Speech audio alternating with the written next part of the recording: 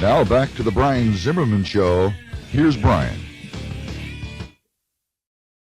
Hi, everyone. Brian here. Thanks for joining me on another episode of The Brian Zimmerman Show, where I share tell all stories and revelations of my good and bad experiences in sales, music, and in radio.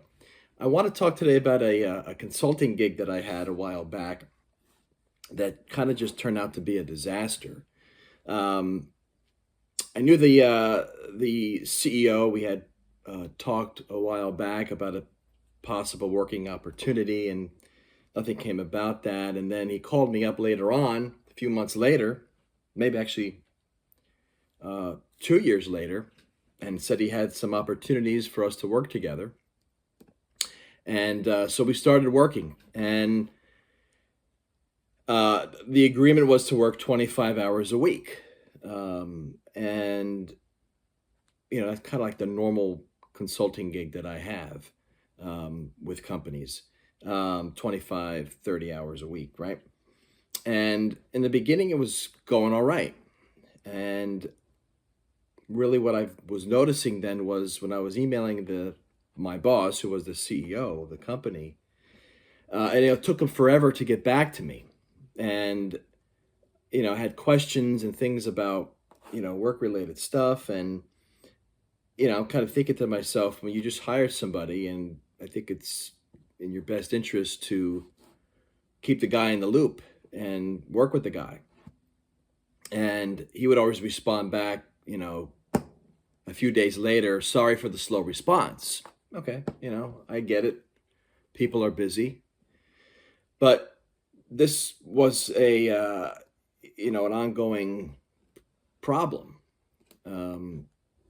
And what was happening was I would start something and finish something, a project, and there would be like a week, 2 weeks where I would have no work. I wasn't getting any work. Um, and I was getting frustrated, as anybody would be getting frustrated. And, I kind of mentioned the fact that, I didn't sign up for this. I didn't sign up to be in the dark, right? And to be left hanging with email responses and workload and projects, whatever you want to call it, right? I wasn't working on a later down the road. I was finding myself not working those 25 hours a week. I was finding myself working a few hours here and there, right? I think sometimes it was like 5 hours a week. And I was like, this is not, how can anybody succeed and be successful uh, when you're hardly working? I thought that when somebody hires you, they're going to give you consistent work and make sure that you're being valuable for the company and not having these gaps. These were these long gaps. And I was getting frustrated, and I was, really ready to pull the plug. And I emailed him, and I basically just said, I'm frustrated, and this isn't what I signed up for. I want to start working 25 hours a week. The last email he sent before that was, I'll have something for you in 2 to 3 weeks. That was really the tip of the iceberg. Really, the final nail in the coffin was, and I can't wait 2 to 3 weeks to work again. I was already not working 2 weeks as it was. And I never, all my career, have never had a position, consulting gig, whatever you want to call it, where I was hired and then there were these long gaps of not working. First time ever, and hopefully the last. And I basically said, I can't wait another 2 to 3 weeks to work. I says, what about something else to work on? We talked about other things to work on. And I basically said, in a friendly, cordial way, that I need to start working on a consistent, normal, regular basis, 25 hours a week, what I signed up for. And he writes back, I was so taken back by the tone-deaf nature of your email. What? This was, the writing was on the wall a long time ago, and I try to keep my patience and give the guy the benefit of the doubt, and what have you. I really wanted to work out, and like I said, we had other things lined up to do. I don't think I worked there a full month. If you add up the hours that I worked, it probably added up to, if 1 month at all. It was just a disaster, and I wish if I knew that going in, I would never have agreed to take the position, the consulting thing.